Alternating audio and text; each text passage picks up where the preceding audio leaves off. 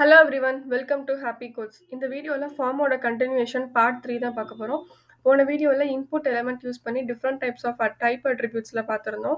அதில் வந்துட்டு ரெண்டு எலமெண்ட் மட்டும் யூஸ் பண்ணியிருந்தோம். ஒன்று லேபிள் எலமெண்ட், இன்னொன்று வந்து இன்புட் எலமெண்ட்டு. இன்னும் ஃபியூ மோர் எலமெண்ட்ஸ் வந்து ஃபார்ம் கிரியேட் பண்ணுறதுக்காக யூஸ் பண்ணுவாங்க. ஸோ அது என்னென்ன எலமெண்ட்டுன்னு சொல்லிட்டு ஒன் பை ஒன்னாக பார்க்கலாம். ஃபர்ஸ்ட் நம்ம ஒரு ஃபார்ம் ஒன்று கிரியேட் பண்ணிக்கலாம்.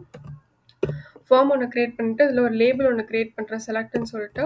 இப்போ நான் செலக்ட் எலமெண்ட் ஒன்று கிரியேட் பண்ணுறேன். செலக்ட் எலமெண்ட் ஒன்று கிரியேட் பண்ணிட்டா இதுக்குள்ளே வந்து இந்த செலக்ட் எலமெண்ட் எதுக்காக யூஸ் பண்ணுவாங்கன்னா, ட்ராப் டவுன் லிஸ்ட் கிரியேட் பண்ணுறதுக்காக செலக்ட் எலமெண்ட் யூஸ் பண்ணுவாங்க. இதுக்குள்ளே அந்த ட்ராப் டவுன் லிஸ்ட்டில் நிறைய ஆப்ஷன்ஸ் இருக்கும்ல.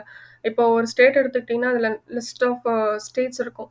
அந்த லிஸ்ட் ஆஃப் ஸ்டேட் நேம்ஸை இந்த ஆப்ஷனுக்குள்ளே தான் போடுவாங்க. ஸோ அந்த ஆப்ஷனுக்குள்ளே நமக்கு எத்தனை ஸ்டேட்ஸ் வேணுமோ அத்தனை ஸ்டேட்ஸ். ஸோ நம்ம எத்தனை ஆப்ஷன்ஸ் வேணாலும் கிரியேட் பண்ணிக்கலாம். இதில் நான் ஒரு 3 ஆப்ஷன்ஸ் ஒன்று கிரியேட் பண்ணுறேன். 3 ஆப்ஷன்ஸ் கிரியேட் பண்ணியிருக்கேன். சேவ்